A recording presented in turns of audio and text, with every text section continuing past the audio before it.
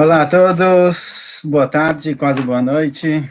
Vamos dar continuação ao nosso estudo de Kuzari, certo? Nas últimas duas Piskot que a gente viu, é verdade que a gente focou na questão das mitzvot, certo? No entendimento um pouquinho do motivo das mitzvot, de por que Hashem deu determinadas mitzvot, qual a função delas.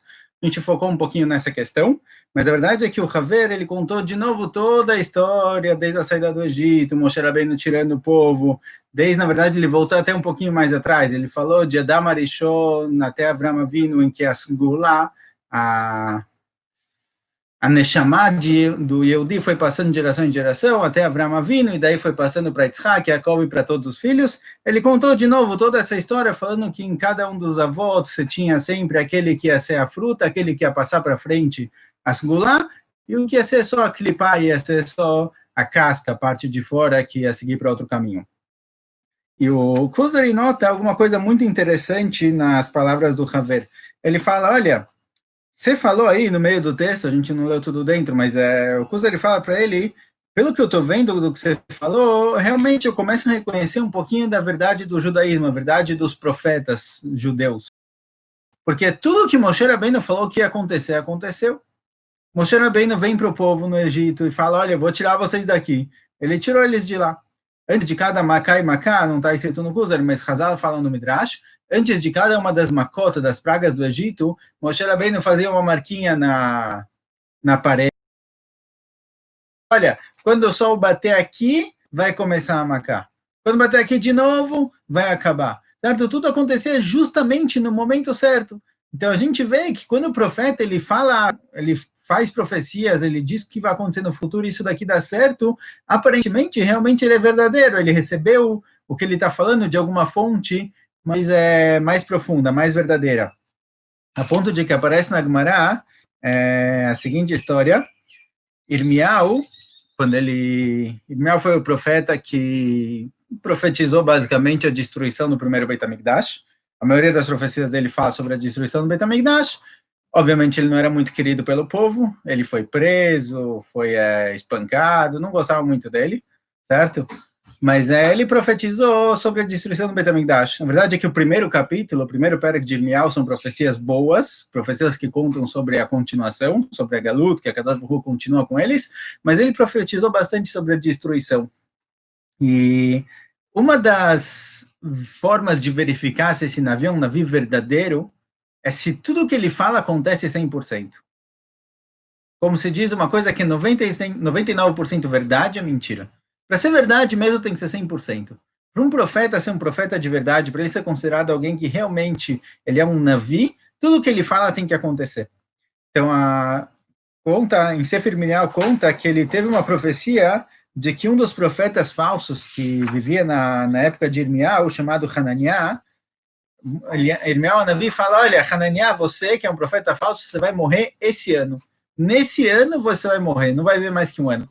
E conta o Pasuk, Ve'amot Hananiah Navi Bashanai Bachodesh Hashvi, que Hananiah, esse profeta falso, ele morreu naquele ano, no 7º mês. Agora, o que é o 7º mês? A priori, se a gente fizer a contagem de acordo com os meses da Torá, o 7º mês, a partir do mês de Nissan, é Tishrei. Tishrei começa um novo ano. Então, se Irmiau falou que Hananiah ia morrer naquele ano, quando fala o Pasuk que ele morreu no 7º mês, a priori ele morreu no ano seguinte, certo? Irmiau estava falando, olha, você vai morrer no ano de Tavshin Pei.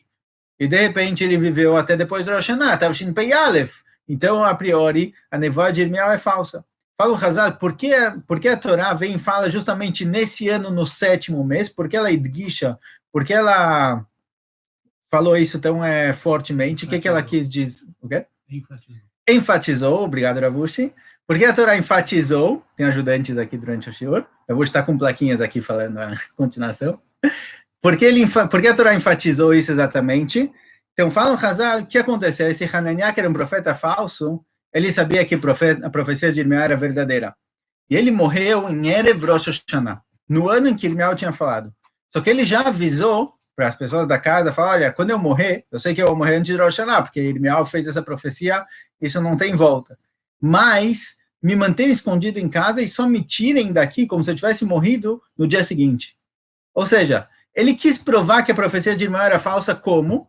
Que em vez de morrer Erev Rosh Hashanah, em vez de morrer logo antes de Rosh Hashanah, ele morreu um pouquinho depois, algumas horas depois. Então, uma diferença de minutos, que diferencia o ano em que ele morreu, já é suficiente para desestabilizar a profecia de Irmial. Ou seja, a gente vê que um navio verdadeiro, tudo que ele fala tem que acontecer 100%. As profecias de Moshe Rabbeinu, tudo que Moshe Rabbeinu veio e prometeu para o povo, falou que ia fazer, isso aconteceu 100%. Fizeram, a gente tem no YouTube um show sobre Yom Ha'atzmaut, em que a gente vê as profecias se realizando hoje em dia, certo? Tem lá um PowerPoint preparado pelo Ravushi, que ele me emprestou. A gente vê profecias que Moshe Rabbeinu fez há 1000 anos, ou que os Neviim fizeram, 1000 anos não, 3000 anos, que os Neviim fizeram durante a época do primeiro Beit HaMikdash ainda, que falam sobre a destruição, reconstrução, de novo a destruição, profecias que era algo inesperado, que ninguém podia imaginar que isso ia acontecer, se a gente tivesse as profecias voltando a acontecer nos nossos dias. Então isso daqui é um profeta verdadeiro, quando a profecia dele é completa e não falta em nada, 100%. Muito bom. Continua o Kuzar e fala para ele o seguinte, olha, mas eu gostei muito do que você falou muito bem, muito bonito, toda essa história, mas tem uma coisa que está me incomodando. De acordo com o que você falou, que Moshe Rabbeinu veio para o povo judeu e falou, olha, eu vou tirar vocês do Egito e vou trazer para vocês a Torá, a priori parece que a Torá é só para vocês. Como assim Deus dá uma Torá para o mundo, Deus revela para o mundo a vontade dele, o que ele espera das pessoas, e vocês guardam isso só para vocês? O que? Ele falou isso só para o povo judeu e todo o resto ele não está nem aí? Como assim? Como a Torá pode ser voltada só para o povo judeu? Fala o Kuzari, uma dualonit na Torá que é Yashra lechol bnei Adam, vechilo ayazer raui yoter lechokma elokit. Fala, olha, se você tem um conhecimento tão profundo, conhecimento que vem de Akadosh Baruch Hu, de Deus, do Criador do mundo, se isso é tão importante, é tão bom, isso daqui tem que ser dado para todo mundo. Porque ficou só para vocês? Porque isso foi dado só para o povo judeu? Não seria melhor que todos os seres humanos recebessem essa Torá? Se a Torá vem de Akadosh Baruch Hu, essa é a Chokhmah Elokita, a sabedoria divina, ela deveria ser dada para todo mundo. Fala o Haver, olha, sinto muito, mas não. Não, ela não deveria ser dada para todo mundo. Porque, olha, você concorda comigo que, de acordo com a sua lógica, não seria melhor que todos os seres que existem no mundo pudessem falar? O ser humano fala, pensa, cria. Talvez seria legal também que todos os animais e todos os peixes e todo mundo pudesse fazer isso. Mas não, a gente sabe que o mundo ele funciona com Dargot, o mundo tem níveis, cada um recebeu a sua função, cada um tem a sua meta no mundo. Os animais que não precisam falar, que a função deles é simplesmente mais simples, digamos assim, certo? Eles servem de comida, eles têm uma função menor, então eles não receberam a capacidade de falar, para eles não foi necessário isso. Os seres humanos, eles receberam a capacidade de falar, porque a função deles no mundo é muito maior. Agora, o povo judeu, quando ele recebe a Torá, isso significa que a Akadosh Baruch Hu deu uma meta diferente para o povo judeu. Os goim, quem não é judeu, quem não nasceu Yehudi, ou quem não se converteu, a meta dele no mundo, para ele alcançar a meta dele, ele não precisa da Torá. Ele consegue alcançar a meta dele, fazer o que a Akadosh Baruch Hu espera dele no mundo, sem ter essa conexão com a Torá. O povo judeu, para ele alcançar o que ele tem que ser, ele precisa necessariamente da Torá. Então, também a gente vai falar um pouquinho mais, porque essa questão de que cada um ele tem a sua função no mundo, ela é uma questão muito forte hoje em dia, em que todo mundo acha que todos têm direito a tudo. Essa é uma questão muito forte, que já é bem antiga, certo? Na Torá a gente já encontra ela em Korach ve'Adato, e a gente encontra isso, na verdade, já no princípio da criação, quando a lua reclamou do sol, que os dois são grandes demais. Tá bom? Amanhã, a gente fala um pouco mais desse assunto.